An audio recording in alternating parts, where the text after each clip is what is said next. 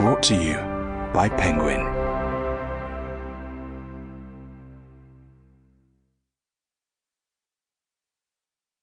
The Constant Gardener by John le Carré. Read by Toby Stevens. Chapter 1. The news hit the British High Commission in Nairobi at 9:30 on a Monday morning. Sandy Woodrow took it like a bullet, jaw rigid, chest out, smack through his divided English heart. He was standing. That much he afterwards remembered. He was standing, and the internal phone was piping. He was reaching for something. He heard the piping, so he checked himself in order to stretch down and fish the receiver off the desk and say, "Woodrow?" Or maybe, "Woodrow here." And he certainly barked his name a bit.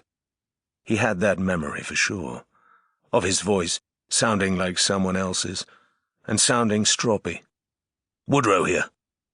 His own perfectly decent name, but without the softening of his nickname, Sandy, and snapped out, as if he hated it, because the High Commissioner's usual prayer meeting was slated to start in 30 minutes prompt, with Woodrow as head of Chancery, playing in-house moderator to a bunch of special interest prima donnas, each of whom wanted sole possession of the High Commissioner's heart and mind.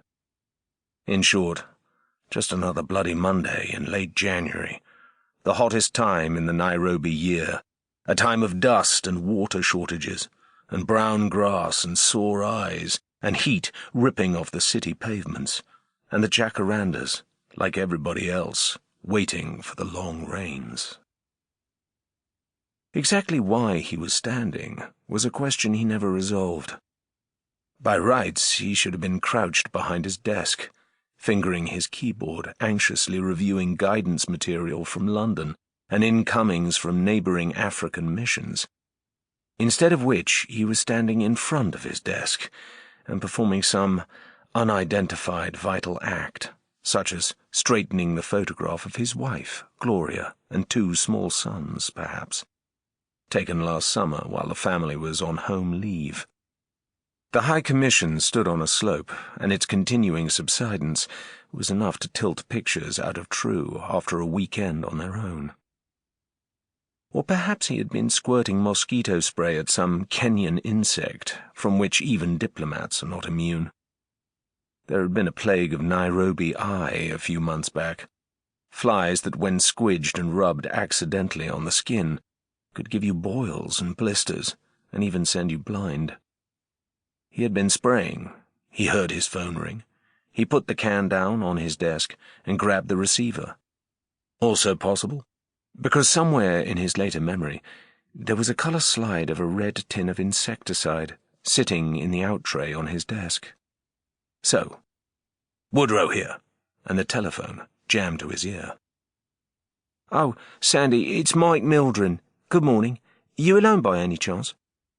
Shiny, overweight, 24-year-old Mildren, High Commissioner's private secretary, Essex accent, fresh out from England on his first overseas posting, and known to the junior staff predictably as Mildred.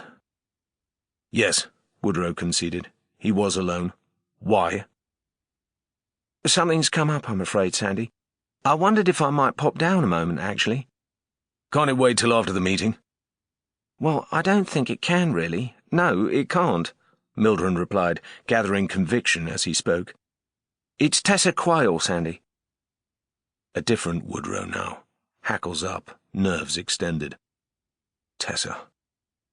"What about her?" he said, his tone deliberately incurious, his mind racing in all directions. "Oh, Tessa. Oh, Christ. What have you done now?" "The Nairobi police say she's been killed," Mildred said, as if he said it every day. "Utter nonsense," Woodrow snapped back, before he had given himself time to think. "Don't be ridiculous. Where? When?" "At Lake Turkana, the Eastern Shore, this weekend. They're being diplomatic about the details. In her car, an unfortunate accident, according to them," he added apologetically. "I had a sense that they were trying to spare our feelings." "Whose car?" Sample complete. Ready to continue?